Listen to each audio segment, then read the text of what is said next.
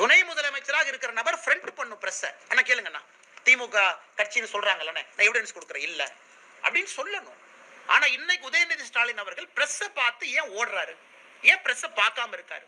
மா சுப்பிரமணியம் அண்ணன் காலைல குடு குடு குடு குடுன்னு ஓடுவார் ரன்னிங் ரேஸ்.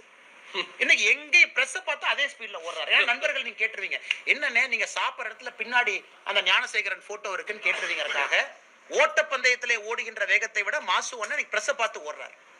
தமிழ்நாட்டு மக்கள் டேக்கன் ஃபார் கிராண்டட். அடுத்த இஷ்யூ நடக்கும், இதை மறந்துடலாம், அடுத்த இஷ்யூ வந்தோடனே பேசிக்கலாம். இதைத்தான் நாங்க எதிர்க்கிறோம்.